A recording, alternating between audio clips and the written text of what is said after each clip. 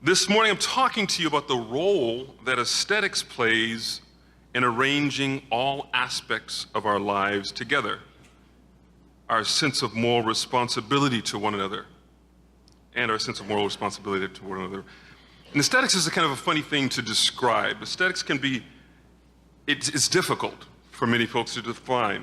What I mean is a theory, something of a theory of beauty. For ethics, a study of beauty means something like this. Beauty and ugly are not simply in the eye of the beholder. They're concepts that guide our moral interactions with one another. Morally, for example, you should be attracted to what's beautiful, repulsed by the ugly. If you're not, there's something wrong with your moral compass. Historically, the definitions of beauty and ugly have also been deployed socially in the service of sinister historical events, helping facilitate sinister goals. As a result, beauty and ugly are aesthetic designations, moral implications, right? They've been attached to demographics of people as naturally occurring racial traits.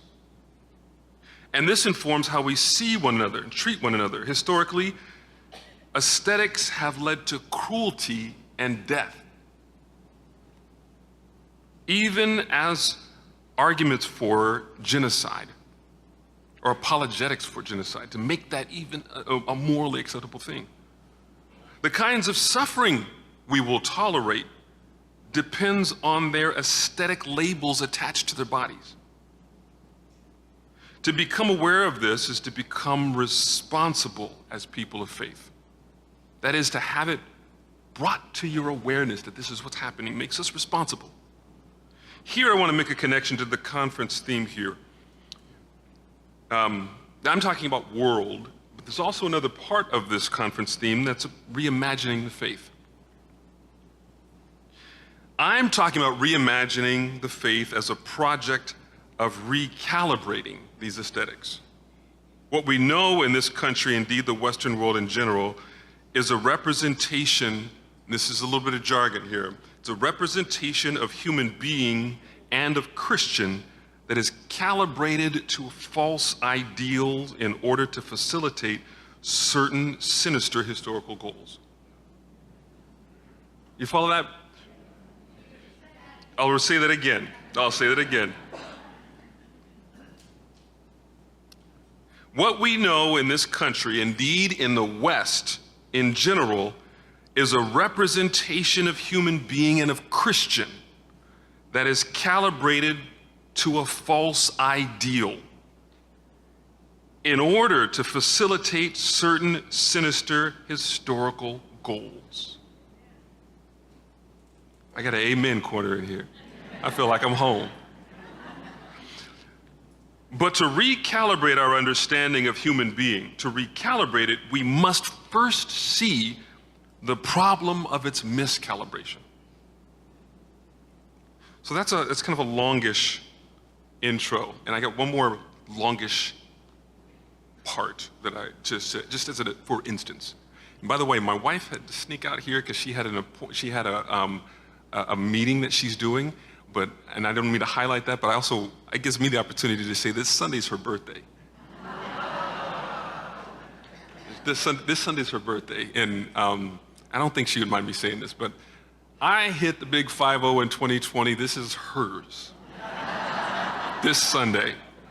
And I've been trying to make sure that I do this right.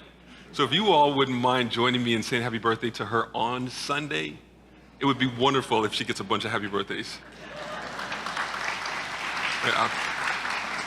Yeah. People joke about her all the time, but for me, genuinely, seriously, I married up.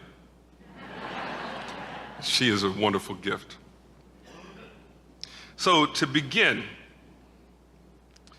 here with a for instance, I want to show you someone working with aesthetics who's trying to make a point. This was a controversial painting when he put this together. This is Palmer Hayden's Janitor Who Paints, circa 1937, and he repainted it in 1940. It depicts a family in the intimacy of their very small apartment home, where dad is a painter. Apparently, this black blue-collar laborer dabbles in high culture interests in his free time. It may be difficult to tell here upon first glance here, but this is total satire. It's targeting another way that white supremacy shows up in society, in this case, as white racial paternalism. The artist represents the paternalism by depicting his black subjects with blatant racist caricatures. The aesthetics, it's overt caricatures. Notice his protruding forehead, the main character in the story here, in the painting, his protruding forehead, his big bulging eyes, big lips, dark skin, big hands, and the benevolent gaze of Abraham Lincoln, the one to whom they should be grateful, the one they should be grateful to. It's highlighting contrasting worlds of blue-collar labor and high culture interests. This is the first iteration of this painting. The intent here is to make a mockery of the paternal interaction between so-called progressive whites here in the foundation that claimed to give access to high culture for black people during the Harlem Renaissance. This is a just post-Harlem Renaissance painting. They would literally put together films and photographs of black patrons who had received gifts and money from them, depicting them as blue-collar people, no matter what they were.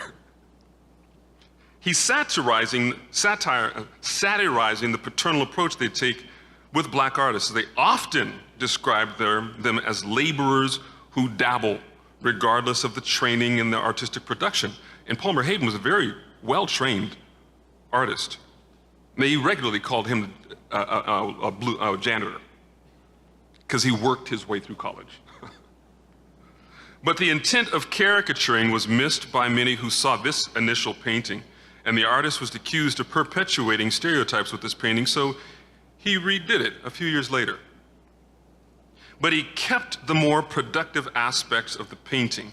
Again, notice the hands, big blue-collar working hands.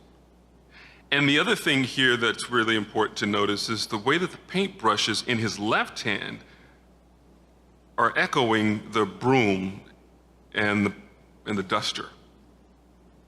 The way that the palette in his left arm also echoes the top of the big trash can that's protruding as a main thing in the painting. The art piece itself gestures at the labor of remaking the image of black people over and against the harmful stereotypes that would trap and confine them as props in an argument for racial hierarchy. The painting is pulling you to reimagine. To know, and this is why, because to know beauty, smart, moral, clean, lazy, etc., you must have something with which to contrast it. That's the role given to black people, minoritized people, by racism, the contrast to the ideal. There is something profound that's underscored by this work by Palmer Hayden, something very powerful that guides our interactions with one another and regularly obscures actual human life. And it should lead us to these kinds of questions, this painting and this kind of work. What would need to happen in society for this family to simply be themselves without the tropes and characters? What would need to happen for us, all of us, to see ourselves without the harmful filters placed on our eyes by history?